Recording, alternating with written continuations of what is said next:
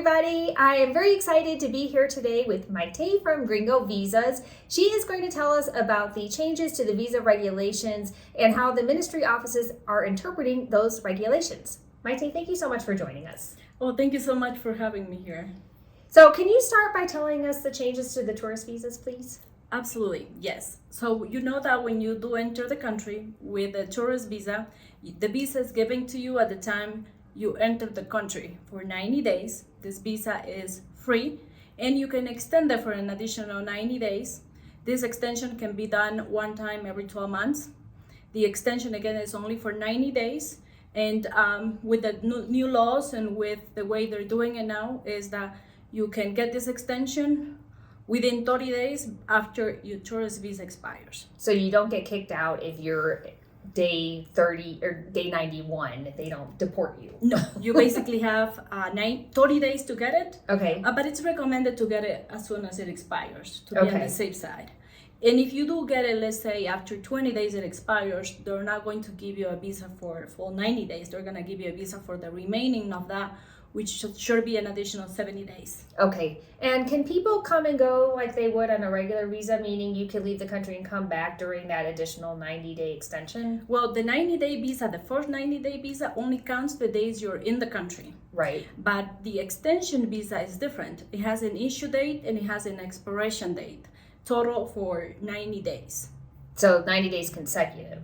Correct. So, but you can leave Ecuador and come back. Absolutely. You Okay. can go and come back as long as the visa doesn't expire. Okay. And so if somebody overstays in the second 90 days, then they're in trouble and they need to apply for a temporary visa, correct? Absolutely. Okay. It's recommended that they begin to apply for the temporary visa as soon as they arrive, because right now in the US or many countries in Canada, it's even taking longer to obtain the documents in apostilles or certified by the Ecuadorian consulate in Canada. It takes a long time. So as soon as you get here and you decide that you want to stay in the country, it's good that you begin the process. Okay, but if somebody only wants to come on tourist visas, can they do, so you have your 90-day tourist visa, then you can get the 90-day extension. So how many times can you get that 90-day extension?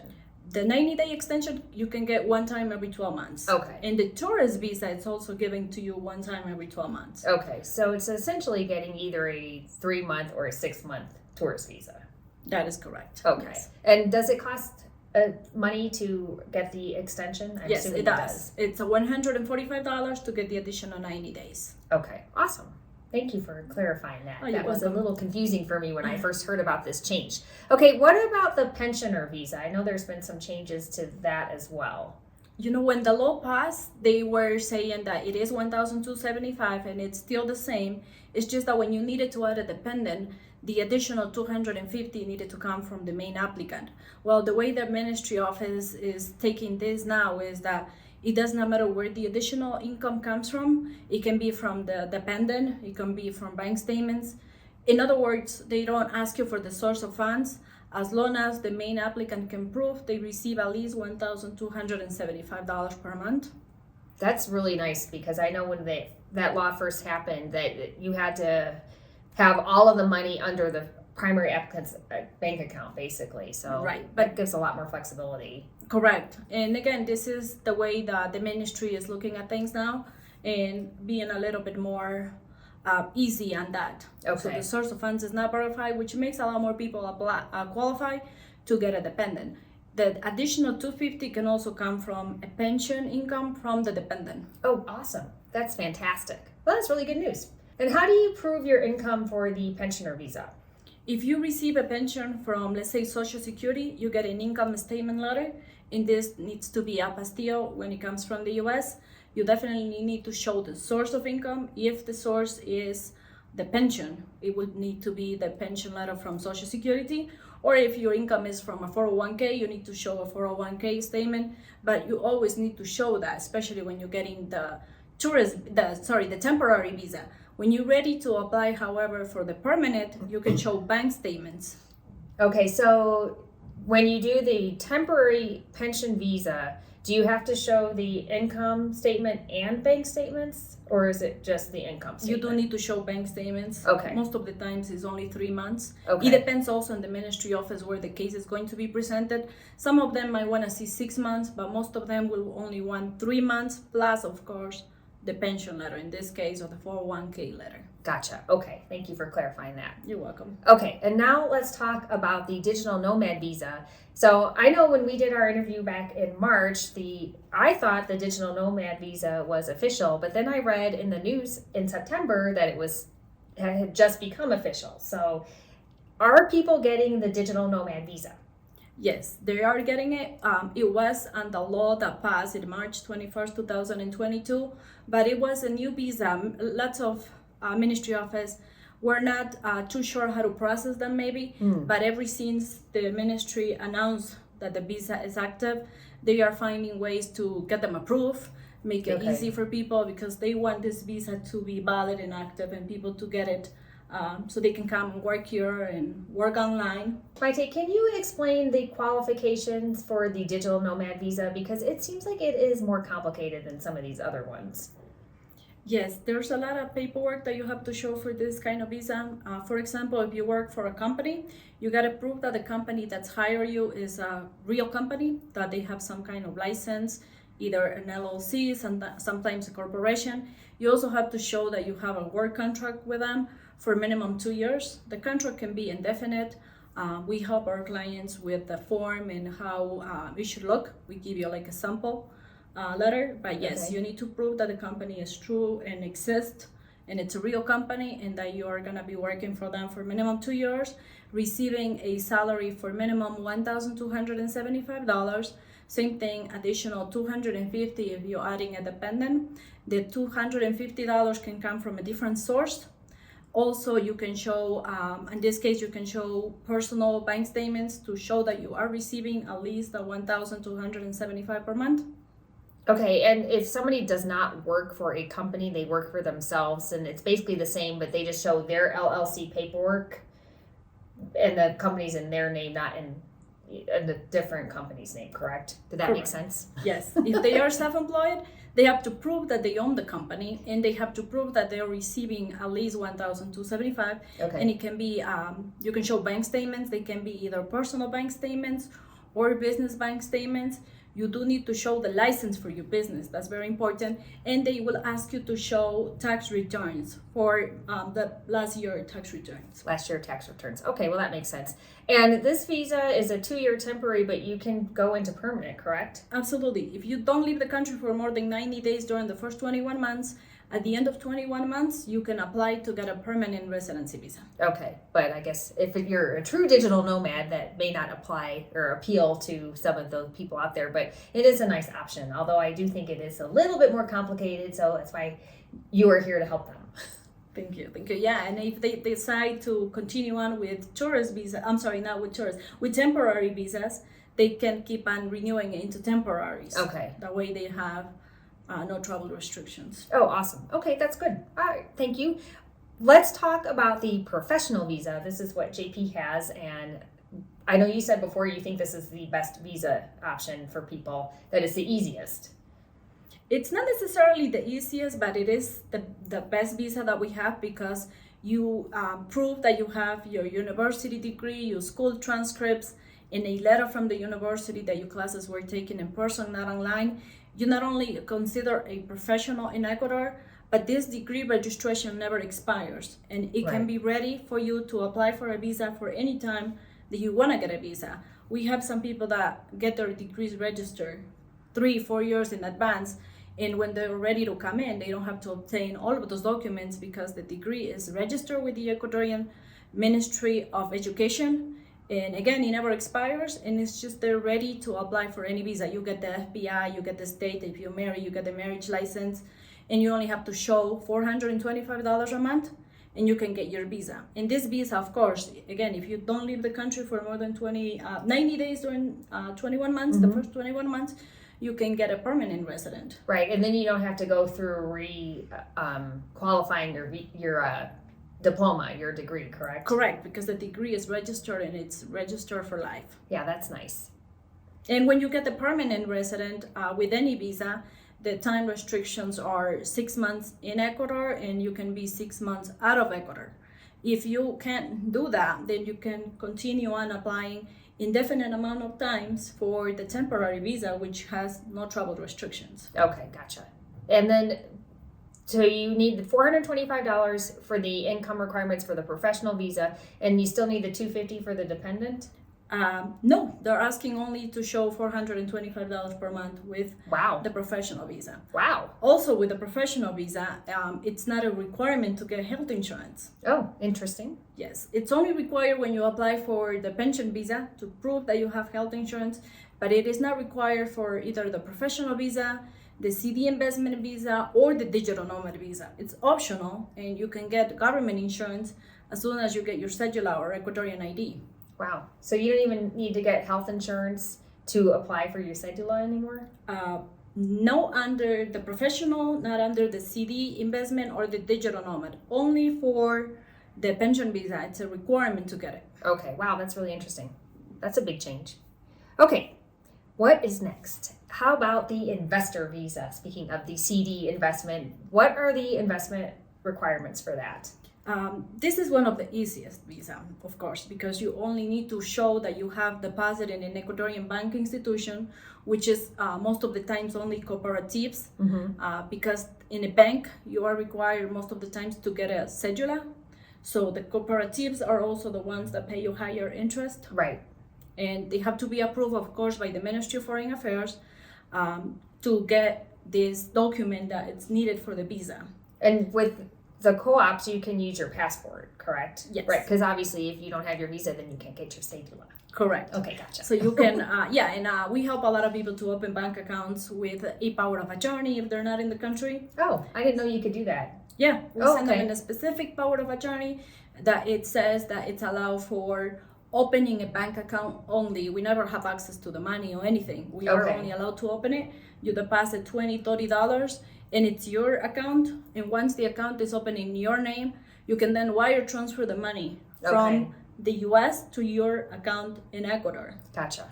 A lot of times, the cooperatives don't do a direct international wire transfer. It goes through their bank account, and then you have to show them proof that it's your money and that you made the wire for them to credit into your account. It's safe to do that because the cooperatives work like that in Ecuador. Okay, yeah, we know lots of people who have done that. Yes. Okay, so what has changed with the investor visa? Because I know that some of the laws have changed. Yeah, absolutely. The investment visa, it's good because now at the end of 2 years, when you do qualify to get a permanent resident visa, you can withdraw the money from the bank. Before, you needed to keep the money until you became a citizen or until you wanted to give up your visa. Okay. Now at the end of 2 years, you withdraw. Of course, you got to get more paperwork to do that because you have to notify the cooperative that you're going to withdraw the money. You have to get authorization from the Ministry of Foreign Affairs, a release form, and then you can present it into the Central Bank of Ecuador. So they release the CD that they kept there for 2 years. So this original CD or document, you give it to the cooperative and they can give you the money back. Or if you choose to leave the money in the bank, of course, you can leave the money in the bank, continue on to receive the interest, but it will not be tied up to your visa anymore. I see. So you can, the money is just available for you to use in other ways. So you can turn around and invest it or split it up into different bank accounts. People do not just withdraw your $42,000 and go to the airport. Don't Correct. do that. You cannot do that. No, you will have to do a wire transfer. In Yes. Ecuador, it still has a percentage that they charge you Right. when the money comes out of the country. To clarify, the income requirement for the investment visa is $42,500. $42,500. There's no additional money needed to claim a dependent. Before, you needed to add another $2,500. Not Okay. anymore. Oh, that's nice. And the income requirements also is now $425 that you need to prove through bank statements. 3 months, sometimes 6 months. It will depend on where we present the case. So you need to invest $42,500 plus show a monthly income of $425. Correct. And do you have to show any additional? Do you need a $250 for the dependents? No. Okay. You don't need anything, but you do need to show, of course, your FBI background check, your state police report, and if you claim an independent, it's a marriage license. If you claiming children, you need their birth certificates. Okay. And what about if people are doing like buying a piece of property? Does that work the same way? Yes, it does. Well, now they are looking into what the purchase price was. Before, most of the ministries will consider on what the assessment value was.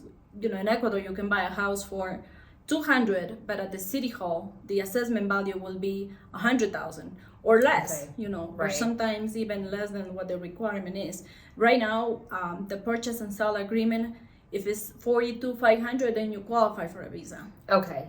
When you buy a house and if you want to sell it, can you do that within you have to wait till your 2-year visa is up and you go into permanent if you want to sell the place? How does that work? Yes. Well, before you couldn't get the lien removed from the property unless you again become a citizen. But now, at the end of 2 years, once you get your permanent visa, you can ask for the lien release, which is the visa lien release, Okay. which means that now you can sell the house. The house will be free of liens. I see. Okay. And you can go you on can your sell merry it way. or do anything. Yes. Gotcha. Okay. Now, if you don't get a permanent resident visa, if you get same thing, a temporary visa, the lien has to remain on it. Okay, gotcha. All right.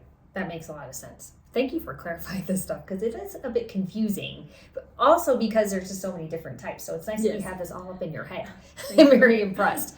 Do we have any other dependent visa changes? I know we talked about that a little bit throughout our interview here. Yes. Did we miss anything? Well, the dependent visas, before it was easier that you can claim your parents, your grandkids, everybody. Right now with a temporary visa for 2 years, you can only claim your children and your spouse. Okay. Now, if you are already a permanent resident, you can claim your parents, you can claim your children, your grandchildren, and they will also get a permanent visa, which is a very nice thing because they don't have to get the temporary visa. Maite, can you tell us how the apostille process works? What about getting your documents translated and how long things are taking right now? Absolutely. All of the documents that come from the U.S. need to have an apostille on it. The documents that are issued by an state have to be apostille from the Secretary of the State. And documents that are federal documents need to be apostille at the federal level, which is the State Department. This is like the FBI background check, the pension letter, and the translations, they have to be done in Ecuador because they have to be translated by a certified court-approved translator. Most of the ministries are asking for this to be done by a certified translator. Okay. And they have to be notarized in front of an Ecuadorian notary. Okay. So it's totally recommended to do the translations in Ecuador. Okay. And things are taking a little longer, especially in Canada right now, to get documents legalized by the Ecuadorian consulates, taking up to 6 months. Wow. Between the documents that have to go through the Department of Foreign Affairs in Ecuador, before you know it, 6 months. Okay. So we are recommending now that documents from Canada actually get legalized here in Ecuador. Okay. So how does that work? So they just submit it to you directly and then Yes. you take it to the Canadian We consulate? take it to the Canadian consulate in Quito. Okay. And the process is taking, a week or two at the most. Oh, well, that's a lot In the faster. US, yeah. But in the US, the process is taking almost 3 months. So it's good that you do this process ahead of time. We recommend our clients to start the visa process at least 6 months before their moving target day. Okay, but the documents, the apostille expires after 6 months, right? Or Well- is it the FBI? I thought you only had 6 months for your FBI background checks. The good thing is that the time on your documents stop running when you enter the country, and they are valid for 6 months. But let's say that you got the documents and you remained in the US 6 months, and then before the end of 6 months you enter the country, but the time stops running then. Okay. So make sure you enter the country before 6 months of Okay. when you got your documents. So you can come in at like day, 158, and your documents, as long as you're in Ecuador, would still be valid. Correct. Okay, gotcha. And also, when you get a visa issue in the US, the time on your visa, it starts running when the visa is issued, not when you enter the country. I get a lot of questions about that too. Okay. So let's say that you want to get your visa issue in Miami, and you want to come to Ecuador 3 months after you got your visa. Well, you can't get a permanent visa because you use the time out of Ecuador already. Wow. So when we work with clients, we coordinate to make sure it matches. Okay. Like it makes sense. We work together. That way your visa is issued like a couple of days before you get here, a week or 2 weeks before you actually relocate. Because the time on your visa starts running when the visa is issued. Oh, wow. That's really good to know. Maite, thank you so much for explaining all of the different visa changes. Can you tell us more about GringoVisas and the services you provide? Absolutely. We've been in business for over 12 years. We have an office in Connecticut in the US. We also have our main office in Cuenca. Now we have an office in Manta. Congrats. And we work, thank you. We work all around Ecuador. We work in Quito, Guayaquil, Loja, Cotacachi. Anywhere in Ecuador, we have somebody that will meet with you to make you sign paperwork, to make things easy for you. And yes, 12 years, I can't believe it. It's a long time, but we're very happy working with GringoVisas, so we'll be happy to assist with the entire process. Once you sign up with us, we make sure to send you all of the forms, all of the instructions. You will know exactly what needs to be done, when and where. We like to do things ahead of time to make sure there's no problems later. So we rather look at every document, check for errors, and yeah. That's good. We like that. We're very happy because we have our permanent visas, and you'll be able to help us with our citizenship here in the future. Yeah, very soon we need to start. Yes, I know. It's very exciting. We're happy to send an email introduction to Maite and to GringoVisas for you, and you can also check the description below for Maite's contact information if you want to reach out to her directly. And Maite, thank you again so much. We really appreciate your time. Thank you very much for having me. Ciao.